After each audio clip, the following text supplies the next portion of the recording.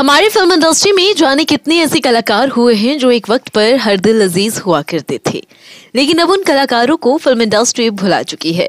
यहाँ तक कि उनके फैंस भी उन्हें कम ही याद करते हैं।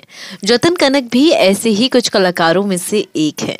एक वक्त था जब जतिन कनक को टीवी पर देखे बिना लोगों का दिन पूरा नहीं होता था, और कहाँ अब वो दौर आ गया है जब प्रिंस ऑफ कॉमेडी कहे जाने वाले शानदार आर्टिस्ट का जिक्र भी कहीं सुनाई नहीं देता।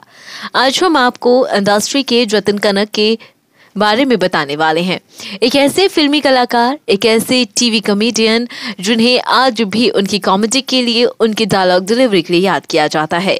जतिन कनक का जन्म हुआ साल 1952 में मुंबई में। वहीं कई लोग और इंटरनेट पर मौजूद एक आर्टिकल में ये कहा गया कि जतिन कनक का जन्म 28 जून 1952 को गुजरात के पोरबंदर में हुआ था। हालांकि इनका बचपन बॉम्बे यानी मुंबई में ही गुजरा था। क्योंकि जतिन गुजराती परिवार से थे तो शुरू से ही इनकी दिलचस्पी गुजराती थिएटर में थी। गुजराती के अलावा हिंदी थिएटर में भी इन्होंने काफी काम किया था। थिएटर में सालों तक इन्होंने काम किया और फिर साल 1994 में इन्हें इनके करियर का पहला ब्रेक मिला टीवी शो श्रीमान श्रीमती में। इस शो में जतिन के कैरेक्टर का नाम था केशव कुलकर्णी, जो अपने पड़ोस में रहने वाली एक शादीशुदा एक्ट्रेस पर फिदा है।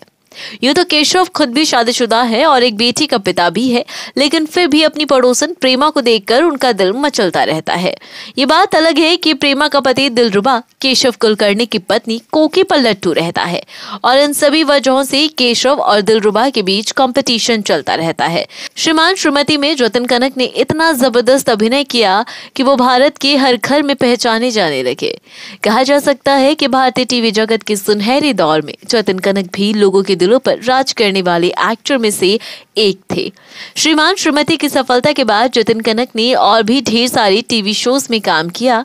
कुछ लोग तो दावा करते हैं कि जतिन कनक का पहला टीवी शो श्रीमान श्रीमती नहीं बल्कि कमाल है कमाल नाम का शो था। जतिन कनक छोटे पर्दे के स्टार बन चुके थे। उस दौर के कई बड़े शोज में जतिन कनक नजर आए थे। कईयों में तो टीवी शोज के मेकर्स उन्हें सिर्फ कैमियो के लिए ही बुलाया करते थे, और ऐसा इसलिए क्योंकि उन दिनों जतिन कनक टीवी के बड़े स्टार्स में शुमार थे। उनकी एक झलक किसी भी शो को बढ़िया टीआरपी दिला देती थी। ऐसा ही एक शो था जरा हटके, जो कि आया था साल 1995 में।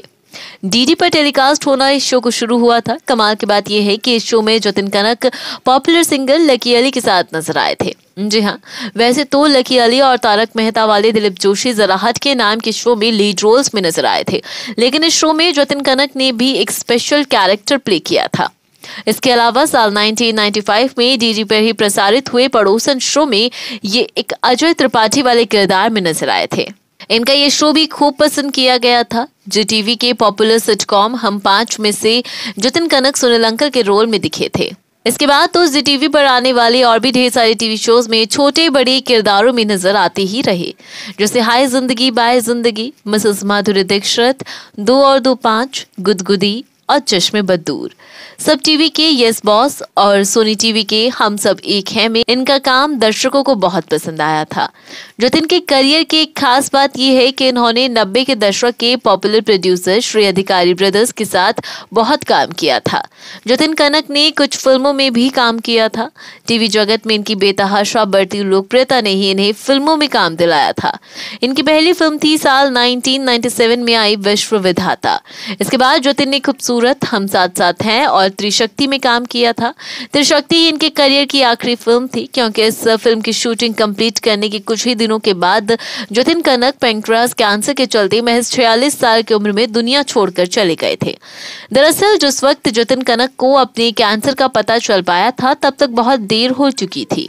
जतिन ने कैंसर का इलाज कराने की हर मुमकिन कोशिश की थी, लेकिन कैंसर को ये मात दे न सके। हालांकि बाद में असद मोदी ने जतिन के इस ख्वाब पर मेहनत की और काफी संघर्ष के बाद आखिरकार असद कुमार मोदी ने तारक मेहता का उल्टा चश्मा नाम से ये शो बना ही लिया, जिसमें दिलीप जोशी जेठालाल के रोल में नजर आते हैं। आज इस शो की पॉपुलैरिटी का क्या आलम है, ये हर कोई अच्छी तरह से जानता है। जतिन कनक की निजी जिंदगी के बारे में अगर हम बात करें तो माना जाता है कि उनका एक बेटा है जिसका नाम ध्रुपद कनक है। जतिन कनक को इस दुनिया से गए अब सालों हो चुके हैं, लेकिन आज भी जब लोग कहीं पर जतिन कनक की कोई तस्वीर या कोई वीडियो देख ले, उनका कोई डायलॉग सुन ले, तो उनके दिमाग में तुरंत श्रीमान श्रीमती के केशव कुलकर्णी की तस्वीर उभर ही आती है, और उभरेगी भी क्यों नहीं। जतिन कनक ने जिस नफासत और मजेदार अंदाज में केशव कुलकर्णी के किरदार को जिया था, कोई दूसरा कलाकार शायद ही उस तरह से केशव कुलकर्णी का वो रोल निभा पाता। फिलहाल आपको जतिन कनक के बारे में जानकर कैसा लगा, इस पर आपका क्या कहना है? क्या आपको याद है जतिन कनक का टीवी इंडस्ट्री में श्रीमान श्रीमती वाला सीरियल, या कुछ और बातें जो आप जतिन कनक के बारे में जानते हो? कमेंट करके अपनी राय हमें जरूर बताएं, और साथ ही ये भी बताएं कि जतिन कनक का कौन सा सीरियल, कौन सा फिल्म आपको सबसे ज्यादा पसंद आया।